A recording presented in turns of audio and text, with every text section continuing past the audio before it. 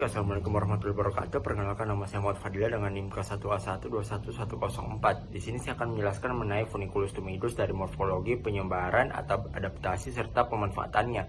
Untuk morfologinya sendiri yaitu dia seekor binatang kecil berlendir yang memiliki cangkang menempel di belakang tubuhnya serta berjalan sangat pelan di tepi pantai. Tapi ternyata hewan ini memiliki peranan penting di alam, yaitu dia itu merupakan salah satu jenis fauna dalam film Mollusca yang termasuk dalam kelas gastropoda. Moluska sendiri itu adalah kelompok hewan yang tubuhnya lunak dan yang umumnya hidup di perairan.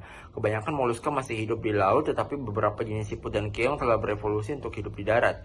Hewan ini juga memiliki peran penting pada interaksi pada dalam ekosistem. Selain itu, dia juga memiliki peranan untuk menjaga ekosistem tanah. Nah, peranannya dalam menjaga ekosistem tanah adalah karena hewan ini memakan daunan yang pada akhirnya akan menyumbangkan bahan organik hasil pencerahannya ke permukaan tanah, sehingga organisme lain seperti cacing dan mikroorganisme dia itu akan dapat memanfaatkannya. Selain itu, dia juga karena tubuhnya mengandung air dan mikroorganisme, maka secara otomatis akan membantu penyebaran mikroorganisme di sepanjang lintasan tempat perjalanannya. Assalamualaikum warahmatullahi wabarakatuh. Perkenalkan, nama saya Muhammad Fadila dengan NIM K1A1211104. Di sini saya akan menjelaskan mengenai Funiculus tumidus dari morfologi, penyebaran, atau adaptasi serta pemanfaatannya.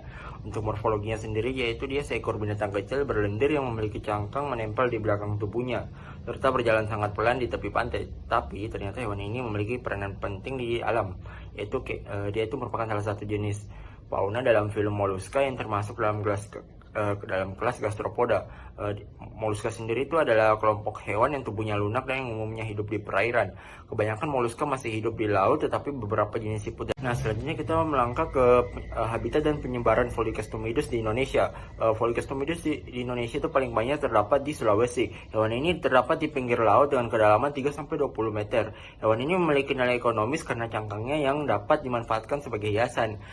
Untuk status konservasi hewan ini dalam IUCN adalah tidak terdaftar dalam hewan yang dilindungi.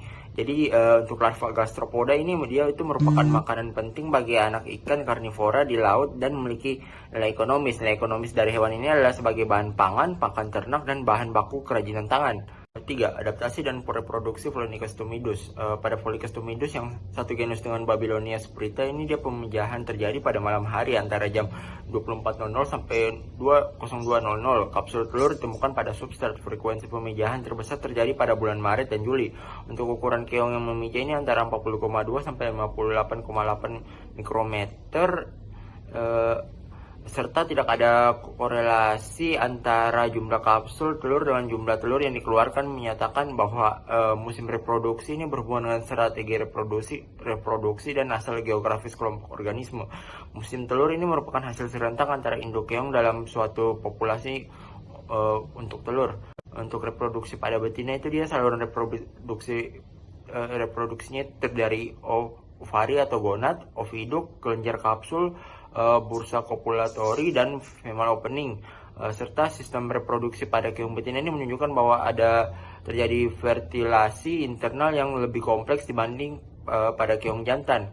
Untuk reproduksi pada jantan itu dia sistem reproduksi jantan ini terdiri dari penis, saluran testis, serta kelenjar prostat dan vas deferens dan testis penis.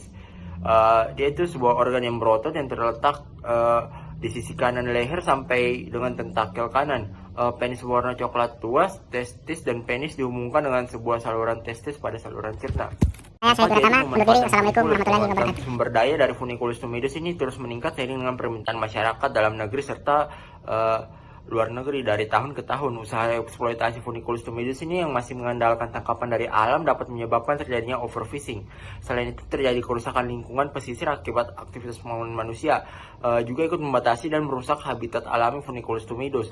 Untuk ukuran keong putih ini, hasil tangkapan nelayan saat ini mempunyai ukuran yang beragam dan harga jual yang berbeda-beda. Serta untuk kerajinan yang bisa dihasilkan itu dia kerajinan dalam seperti hiasan meja.